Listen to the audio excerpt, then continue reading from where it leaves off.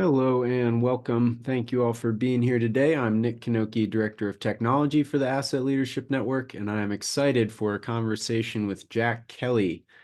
He is involved in a number of things that we will get into later, but as you can see, the ALN and US Tag TC 251 being the main ones. So we'll get to Jack in just a minute, but we just want to thank our patron members, Jacobs, Definitive Logic, Onuma, ABS Quality Evaluations, and CGI, as well as all our organizational members. It's a growing list, and we would love it to grow way bigger. So please reach out if you're interested in working with us, and we can start the conversation. Upcoming events are March 20th, Value and Benefits from Asset Management. The series continues with a conversation with Daniel Platts from the United Nations around the Infrastructure Asset Management Handbook. And how it can be applied.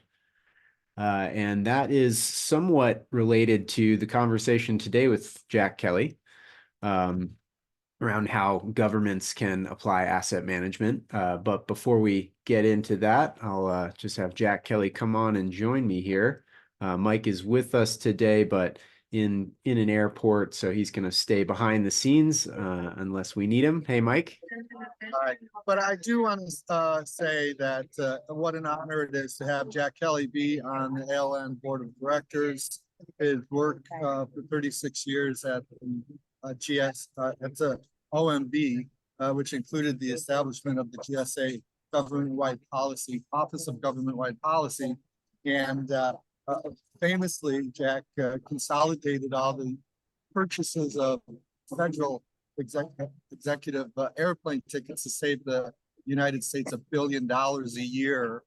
So as he talks about how governments can find a pathway to asset management, he knows what he is talking about. But I'm at the airport, and so I'm going to mute myself. Nick's going to take over the show from here. Thanks for that bit more of an introduction, Mike. And Jack, how are you doing? Do you have it? Did we leave anything out? Do you need to preface yourself anymore before we talk about today's discussion? No, I think that's all fine. I'm ready to rock and roll. Okay. Well, I think maybe discussing a little bit your work on the ISO documents is in order, or, how would you like to frame these two parallel storylines that we kind of have lined up for today's talk? Well, so rather than they really are two parallel storylines, and both of the storylines center around the work that Jack Dempsey and Jim Dieter started back when the ALN was first formed. In fact, probably even before that, because both Jack and Jim were members of the U.S. delegation that contributed to the creation of ISO 55000 and 55001 back in 2014 when they were both published. And it's clear to I didn't meet them until 2015. I was invited by GSA. I'd retired by then, but I was invited by GSA to come over and listen to their pitch for an executive order that would have required federal agencies to adopt asset management systems according to the way that ISO 55000 and 55001 lay them out. And so that was like the first time I had seen the first of the two paths that I want to talk about. That path being, how can we influence the United States government to adopt asset management for government agencies, for federal government agencies? The second path I wasn't aware about until probably 2017, when I first learned about the work that they had done to set up Working Group 7. The work of ISO is done through working groups. And so Working Group 4 does 55,000, Working Group 6 does 55,001, Working Group 7 does 55,011. And when that was originally conceived, it was conceived of as a standard directed at senior government officials that would have basically laid out conditions that was expected those government officials to, or steps those government officials to take in order to implement asset management in their respective countries. And when I was, and so in 2015, when I first met those guys, I hadn't heard of asset management. I didn't know anything about 55,001. I was like a clean slate when it came to what we now understand as asset management. When I had been at OMB, I was involved in a number of small asset management related things for very specific asset categories, but it wasn't anything like the comprehensive approach to asset management that I now understand. So anyway, so what happened was when I first learned about, well, back to the meeting in 2015, what I told them was, first of all, it's very, very hard to get an executive order. It's just, I mean, you almost have to be a personal friend of the president or somebody who's an enormously powerful interest group head to get the attention of the White House to get an executive order. It's very hard. Plus, at that time, I didn't understand what the consequence of that executive order would have been because I didn't understand anything about asset management. But so that meeting ended, and I then particularly proceeded to get a copy of those two standards and read them, and I was really quite impressed. And so that's when I joined the Asset Leadership Network. I wanted to learn more about it, and I wanted to participate in the work that they were doing. So a little bit later, in 2017, I learned about Working Group 7. That was when it had its first meeting. Jim Dieter told me a little bit about it. And he told me enough about the standard that they were working on, the version of ISO 55001, that I had some serious concerns about it, the way it was written, because it was written for senior policy officials in different governments. And that's what I had been. And the thing that I was absolutely convinced of is I couldn't speak for all countries, but I could certainly speak for the United States. There was no way that senior policy officials were going to pick up a document issued by a bunch of folks in Switzerland and think that they had to do anything about it. It just wasn't going to happen. The second thing that was conceptually, that I had a conceptual problem with, is it treated a national government as though it were a single organization that could act like an organization and control all of its components. Well, that just isn't the case. I mean, the U.S. government is a collection of organizations, and you have legislative bodies, you have executive bodies, different people playing different roles. And although I honestly think the executive order that they drafted, or something very much like it, could have had a positive outcome within the federal government, that was different from having an international standard that approached governments like, organizations. And it turned out that the international community had problems with ISO 55011 as well. So the first version that had been developed basically failed. It got as far as like what they call the CD1, the committee draft, the first committee draft, and all committee drafts, which are the drafts leading up to the final draft, have to be balloted, have to be voted on by the international community.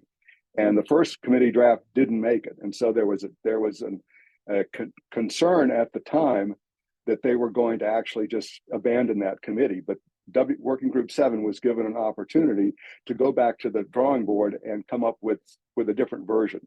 And that's the version that has been developed in 2020, basically, and has been perfected since then. But anyway, going back to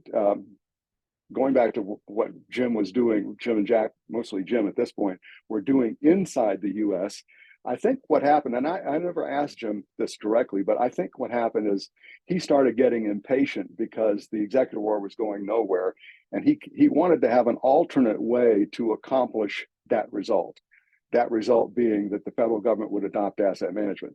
And so he came up with something we ended up calling the National Asset Leadership Strategy, or the NALS. And we convened a little team, and we had help from Moshe Nelson, who at that time worked for Grant Thornton and now works for Guidehouse. And we met over the course of about a year to basically build this strategy on the foundational elements, some of the foundational elements of ISO 55001. So we had things like the scope, stakeholders, there were like 6 different elements that we fleshed out. And we wrote up a document that we presented to, we literally walked Capitol Hill and delivered this document on the desks of various staffers of committees that had oversight for various asset related infrastructure programs, basically. And so we passed that out, and not to my surprise, but I think to some people's surprise, nothing ever happened. And the reason that nothing happened was because all our document laid out at that point were foundational elements, concepts that you needed to understand asset management, but it didn't give any path forward. Like, okay, now what? What do we do next? And so over the next year or so, we had some discussions. We didn't really focus on this a lot. We had some discussions because when you think about the way the U.S. government is organized, particularly the executive, not the executive branch, but the legislative branch, where the main policy originates, the laws originate. I mean, the president can issue executive orders to do certain things, but the foundational, legislative structure is what everybody has to pay attention to. So, and that's organized by committees and subcommittees that are mainly organized around sectors, infrastructure sectors, so transportation and infrastructure, environment, and public works, those kinds of. So it's fragmented at the congressional level. So we handed these documents out to those folks, and we waited. After about a year, when the Biden administration was about to come in, we updated that document to make something we could present to the incoming administration.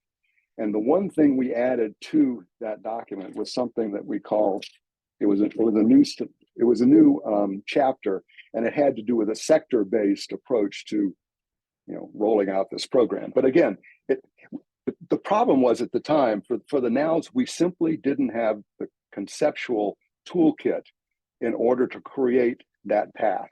We just didn't have it. And so now we swing back to ISO 55001. I joined Working Group 7 in 2020, and when I joined, I mean, remember I had great reservations about the first version of ISO 55011, but by the time I joined that working group, they had gone through they'd done an international survey asking people around the world what they thought about how they should proceed, and to come up with various concepts that they thought were important.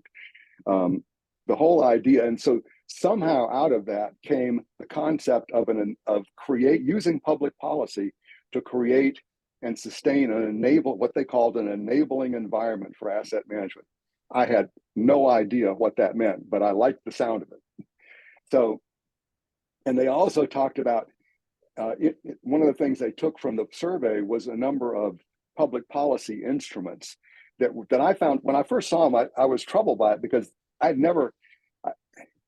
been involved in writing laws or contributing to the writing of laws, writing executive orders, presidential memorandum. I created about instruments. What did you say? Policy instruments? Yeah, the public policy instrument was a term that Working Group 7 used when they sent this survey document out.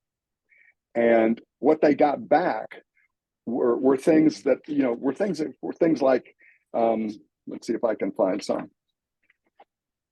So things like government strategic planning, legal and regulatory frameworks, institutional frameworks, governance models, setting of service objectives. I mean, these are all things which might be contents of let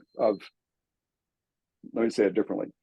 When I think about public policy instruments, I think about things like laws, executive orders, regulations, stuff like that. But what I realized, and it took me an embarrassing long time to realize this, what I realized was that the people who were the asset management experts internationally weren't policy people. They weren't government policy people, as I was. So they hadn't been involved in the nuts and bolts of how you create a legal framework. A legal framework is a collection of laws. How you get those laws passed and how you coordinate the way those laws are framed so that they become a cohesive and integrated legal framework. That's the sausage making. That's the day-to-day work of creating public policy instruments. But the people around the world, what I realized was enabling environment comes in. The enabling environment comes in a somewhat different way. That's so let's talk about that for a second. When I first read the new document, the new standard, it talked about an enabling environment, but the definition of enabling environment was really vague. I mean, it was something that came out. It literally was an academic definition, and it was something like a set of conditions that support the adoption of asset management within a country. It's all about conditions.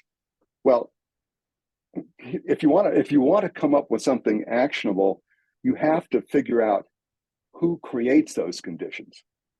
And so what we talked about, and by the way, I joined a group that was pretty well established, and so I wasn't like, I mean, there's lots of people to talk about too in this group, and they were really smart people, and they're really engaged. But so what we started talking about was the need to identify the participants in enabling environment, because if you're going to change behaviors, you have to know whose behaviors you're trying to change. And so we identify, and because we wanted to create an enabling environment through public policy, we had to separate government participants, who are the only ones that can actually create public policies, from non-government participants, some of whom can influence the creation of public policies. So we made that distinction. And what we've ended up with, in my judgment, is a toolkit. It's a toolkit that allows anybody who wants to advance asset management in his or her country or other political jurisdiction to identify where they are, what kind of participant are they, and being that kind of participant, what kinds of opportunities do they have to advance asset management in general, but also in some cases to influence public policy that affects asset management. This toolkit, just to clarify, is ISO 55011? In my judgment, yes. And so it's a lot of those details about based on who I am, what can I do, and how do I fit into the environment, are in the appendices. The general concepts that about what an enabling environment is, what public policy instruments are, the kinds of considerations you need to have when selecting public policy instruments. Do you want it to be a mandate, like you must do this? Do you want it to be an incentive, like we'll give you a tax break if you do this? Are we going to give you funding? Is that what the public policy is? We're going to provide funding for training people in asset management. So there are public policies that advance asset management can do lots of different things. And so if you are a public policy official and you're trying to figure out what do I want to do, we give you an idea of what the range of approaches that different countries have taken, and you can pick what makes the most sense in your circumstance. So our document now is written, our audience, we have an advantage over the other ISO 55000 series standards.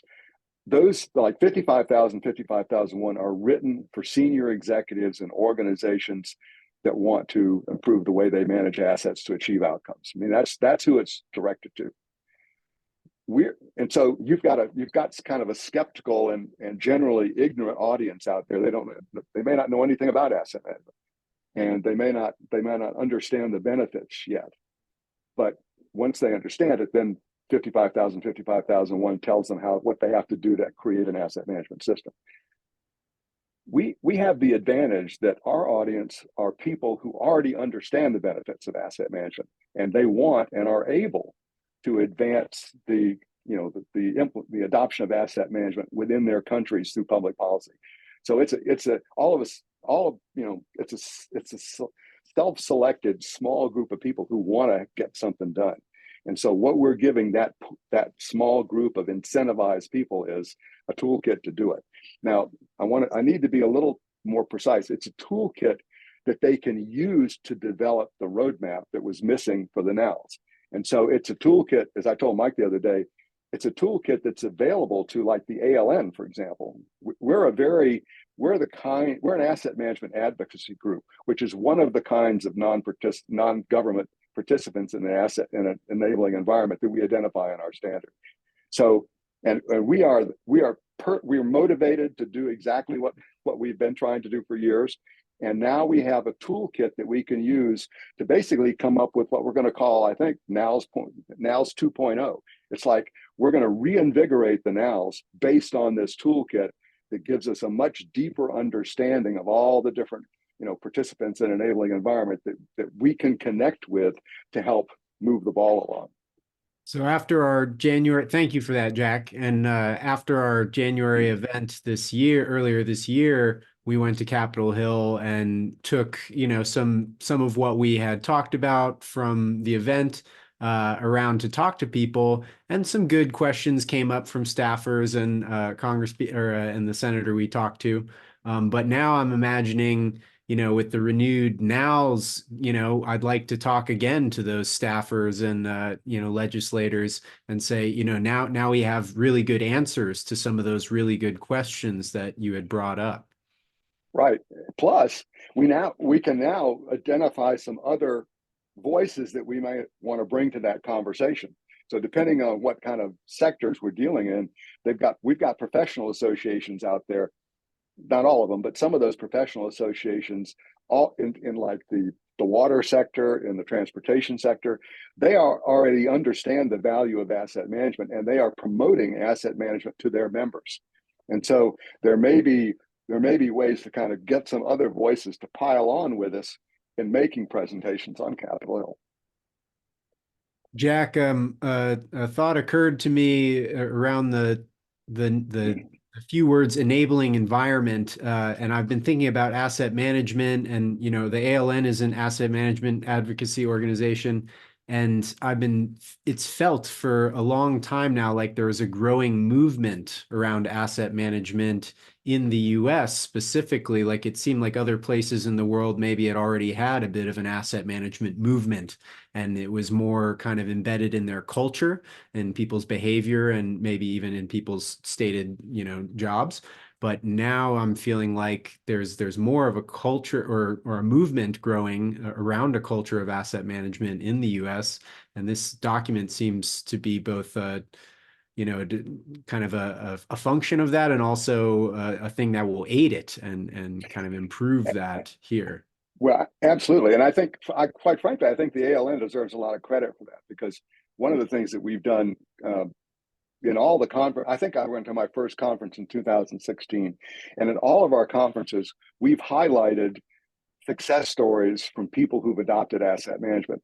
And so, people come and listen to those success stories, and they go back and they say, I want to be there. I want to have a success story next year. And so what we have found, exactly what you say, Nick, is that we've got a growing number of federal agencies. Oh, by the way, GAO has been an incredibly helpful partner in all this. They have attended, I think, all of our conferences, and basically they became, familiar enough with what we've been promoting with regard to asset management, that they decided to go ahead and how can I say this? They basically, and we ended up getting a congressional request. GAO can only do jobs reviews based on congressional requests. So a congressional request came forth that asked GAO to take a look at how asset management was being implemented within federal real property management activities.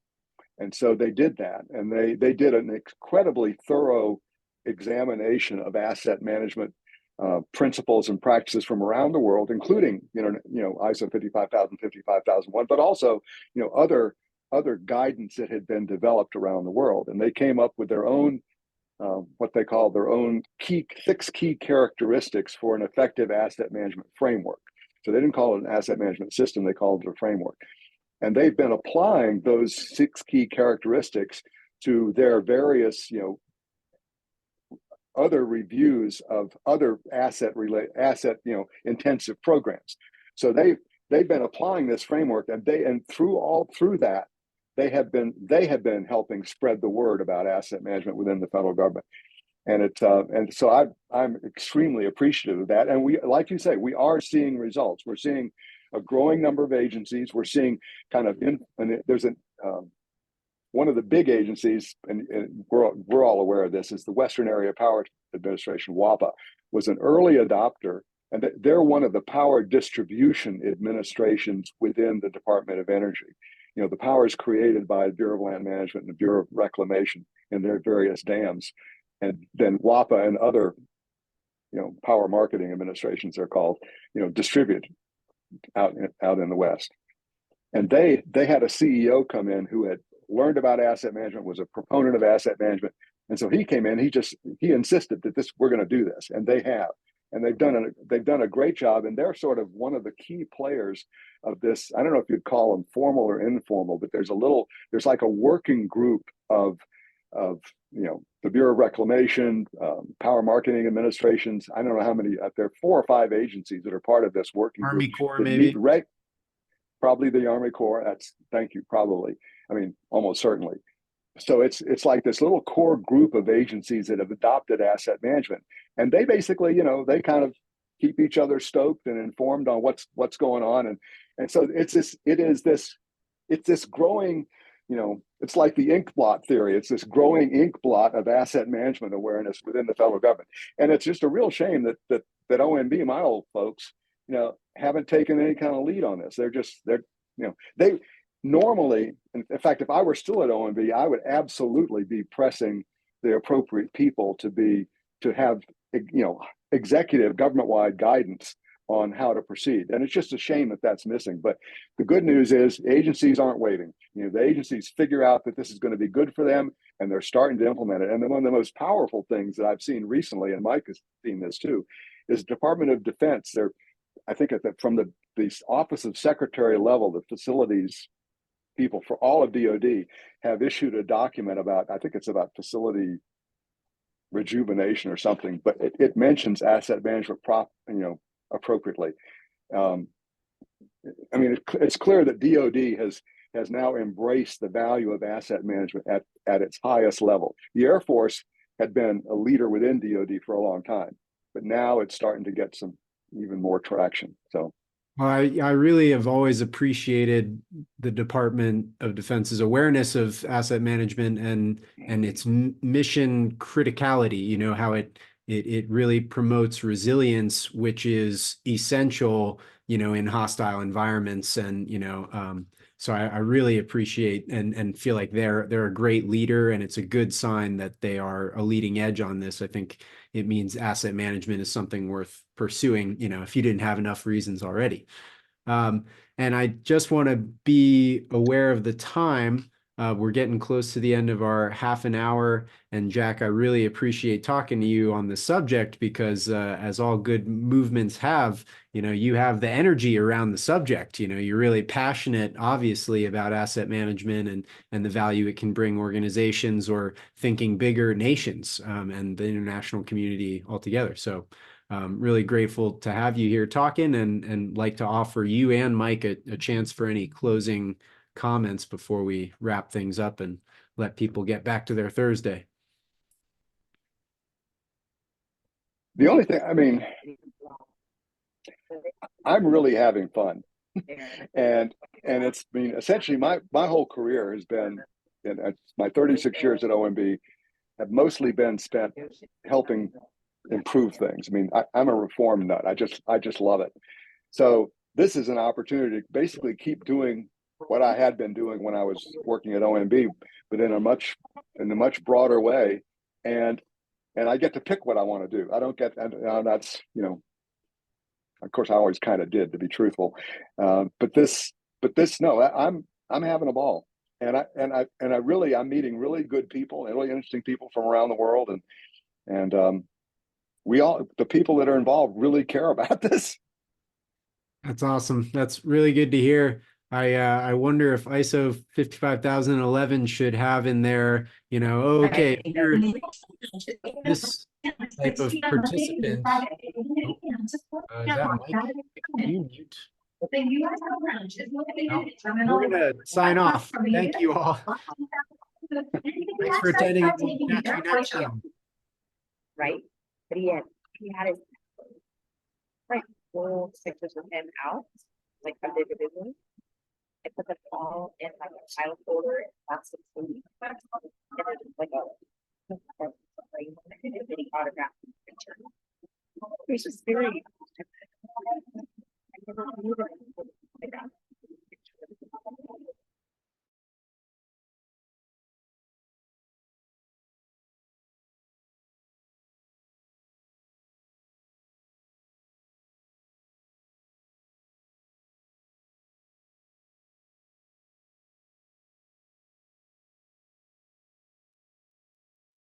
Good. All right.